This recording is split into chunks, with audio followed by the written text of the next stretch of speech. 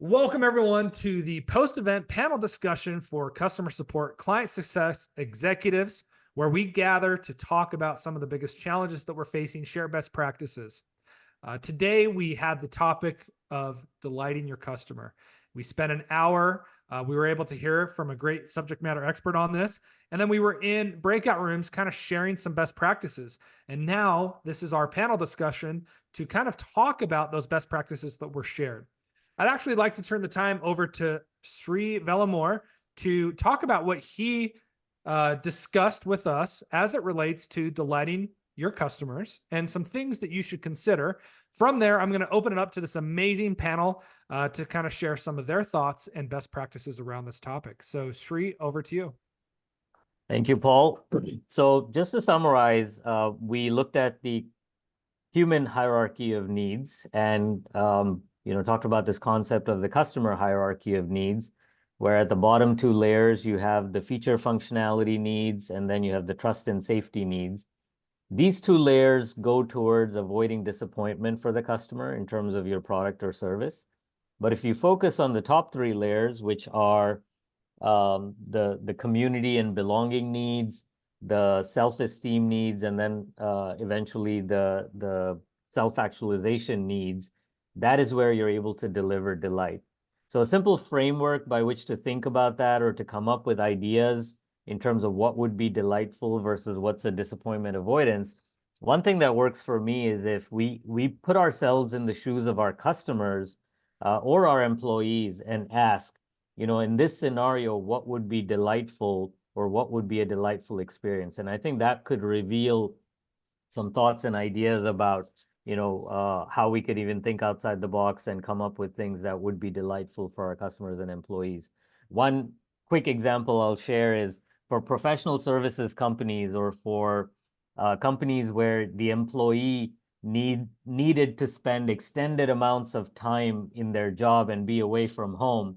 A small gesture or note from the manager that actually goes to the family of that person is extremely delightful for the family, but also for the employee. To acknowledge the fact that, that person's family and home had to be away from this individual because they were tied up in the duties of their work, I think goes a very, very long way. And this happened to me once, and, my manager sent a gift to my wife because I had a week of some crazy hours, and that went a very, very long way for, all the parties involved. So that's one example of thinking beyond, just the product or service, but also putting yourself in the shoes of the individuals under question. Say, what would you find delightful in this case? And you'll be surprised that your instincts are quite good and accurate in that. What a great example, and you shared a whole bunch of others in your presentation. So, folks, you can go back and watch that. Thank you, Sri. It was a great presentation.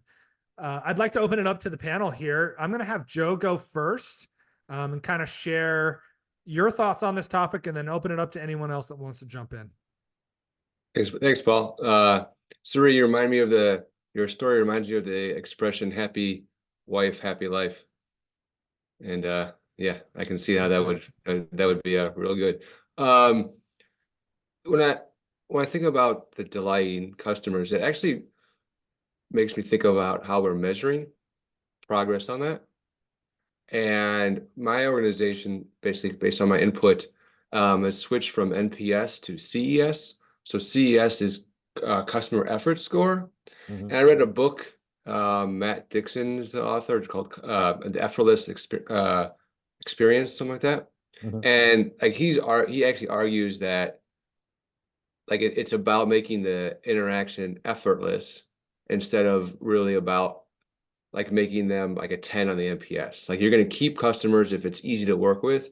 So basically the idea of the IVR that was mentioned about, calling you back in the queue versus like a price discount. Like if you discount your prices and then it's not really adding value to it, you make it easier for people to work with.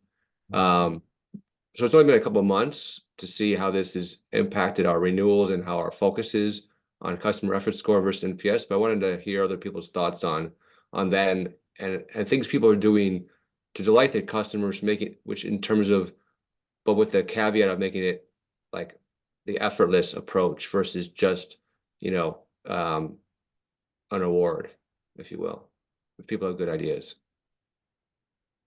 Yeah, I'll react to that first if no one else does. But I think that's you're absolutely going down the right path, and I think there is kind of a shift in the industry towards efforts and computing effort and simplifying that overall effort, because NPS also can be gamed, and but you can't game effort, right? When you ask someone on a scale of 1 to 10, how easy was it to either conduct transaction ABC, or how easy was it to, in this particular experience, I think you'll get a lot of insight there.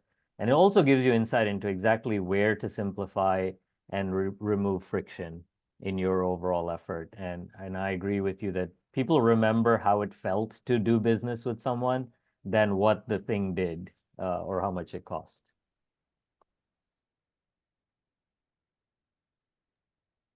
Excellent variable. Does anyone else want to weigh in on this topic?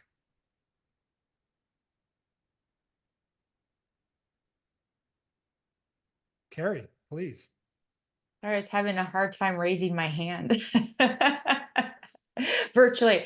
I actually have read the Effortless Experience as well as the head of my support organization. And we've been on a journey. I've been in this role. I'm Chief Experience Officer at Pop Menu, and we've been on this journey for about 6 months now. Alan's smiling because he's been somewhat helping us here and there. But and so what we've been focusing on, really some small things, and I actually rated ourselves as a 2 because we're just rolling these things out probably in the last month or so, but really looking at our customers and what their profile is and how they actually like to work with us. So for example, we're in the restaurant business. It's really hard to get a hold of customers. So we actually allow them to get a invite, allow them to schedule an invite with our tier 2 support versus us trying to chase them down. So we do it on their time. And then we're also changing their profile to determine how they like to be contacted. So a lot of customers don't work through email, but because they're on their phones or they're in the restaurants.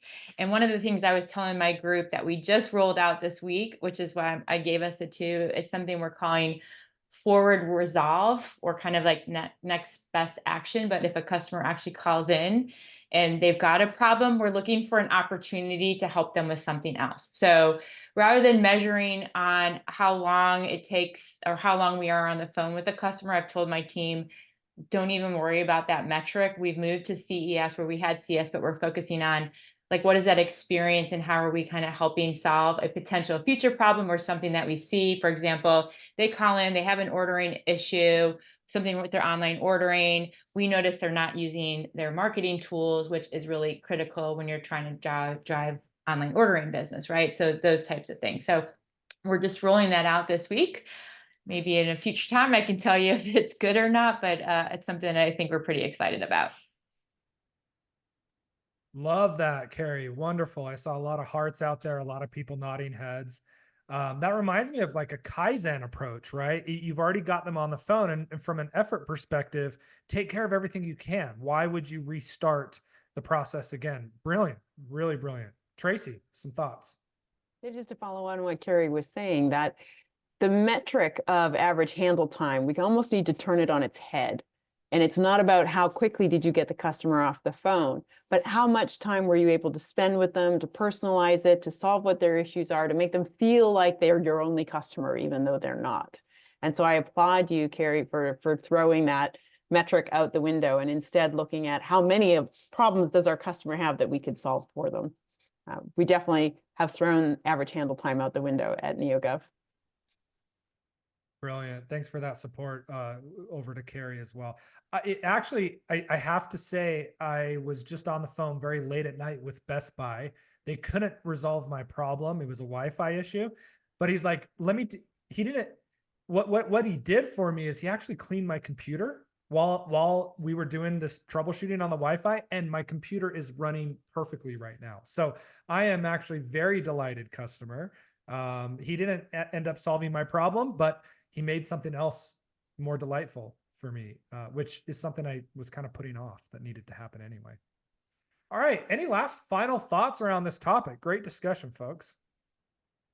I'll just say one more thing. There's this framework called, or a concept, not a framework, called a Delta 4 concept, which is if you look at an experience in terms of how it used to be and what it can be, the Delta 4 concept says that if you rated the previous way as some number on a scale of 1 to 10, and the new way as some number, when the difference between those two is 4 or greater, you tend to tell people about that. Like what you just did of telling people about your experience with this particular agent, that means if you had to rate that on a scale of 1 to 10, you'd probably give it like an 8, 9, or 10, I'm guessing.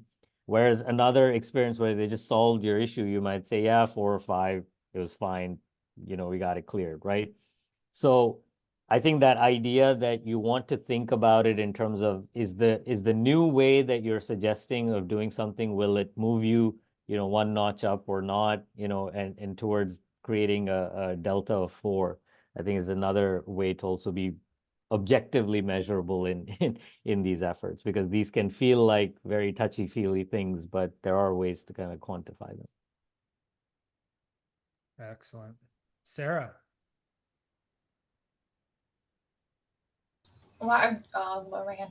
I was just going to share because I actually work on more on the client management side. So we're generally where we have kind of contracts in place, we're working on more performance metrics related to that client. And so, some things that we try to focus on as well is because we do have KPIs that we need to meet as an organization through these clients, but there's also the piece of what we stress with our team is really that relationship building too. So things that will work on, it is just trying to kind of create that balance of ensuring that we're not being too aggressive or pushy, like with trying to kind of make movement if our group or client in particular is not participating or engaged as much as we'd like. And that might be kind of a good indicator what we work with our team of just kind of scaling back, and then, hey, how to take some time to understand who we're working with. We'll kind of encourage them to, try to understand even just personal details or try to capture, anecdotes about that client that might be something that would be helpful, and just kind of keep those in some notes. So, their children play baseball, or they really, they celebrate certain holidays, things like that they kind of try to personalize. So that way it's kind of, hopefully something that they can leverage in a good way, that it shows that aside from what we're trying to work with them on is that we're really trying to kind of create that more personalized approach with that as well. So just because right now we don't really use an NPS or like a CES score kind of with work we're doing right now. And so what we try to monitor a little bit is engagement.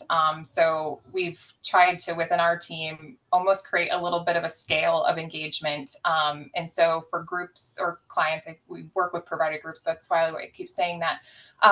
It is just, if a group is particularly just not moving or has no engagement, hey, what can we do? Can we check in on? And so, maybe it's a drop in, that sort of thing. So that's one thing that we're trying to do is try to keep a little bit more of the personalized approach with it. And make sure that at the end of the day, that's a little bit of the foundation of what we're trying to do. And then, some of the other things can hopefully fall in place from that. I feel I just had access to so much wisdom. This is fantastic. Fantastic panel discussion. Camilla, would you like to wrap us up today? Yeah, I just want to share something that I think what we are trying to do too. So I work with ed tech, and then our customers are either consumers or companies that we are providing education for. And we are recently kind of revamping our LMS where our content lives, and we got a lot of feedback from users, right? Like, oh, our students or clients or stakeholders that actually use that tool. And one of the things that we did, which is kind of similar to the personal note, is all the feedback that they gave us. We actually had who gave us that piece of feedback, and we were able to say, hey, thank you for sharing this feedback, and this is how the platform looks like. Thank you, thanks to all the things that you wrote us in a survey or in a note or in an email. So kind of like the the full circle, which obviously took us like a lot of time, and that was just a test to see how people would feel. But it was just, the traction from those customers, and they could be like even past customers. They could have like graduated in January, and we actually launched it this last week. It was just so positive, and people felt like they were part of something. So maybe, kind of taking this full loop and taking the personalization maybe in another part of the journey can also be powerful, right? Because I hope that they're actually going to tell this story to other people. And that was my narrative when I was trying to do that. So even though they are not like active students or active customers, we were still able to show value, in a later, later phase on their journey with us. Yeah, you hit on the Fantastic. belonging and self-esteem needs layers there. Oh yeah. No accident. Yes. Good point. Good point. If I got a message years later, hey, Paul, you gave us this feedback and it actually shaped this feature in our product. Oh my gosh, that's incredible. Get marketing in on that. Imagine if everybody did that, all customer support. Survey responses would go through the roof all of a sudden. So it's a great example. Well, again, fantastic conversation here today, folks. Thanks for bringing your full brains to this, sharing your best practices. I'm on fire. A lot of you are too. Our mural is on fire as well. What a very productive conversation. Hope to see you at the next Brain Trust meeting coming up here in another month. Thanks again, everyone. And a special thanks to Sri for bringing up this topic. Thank you all. Have a great afternoon.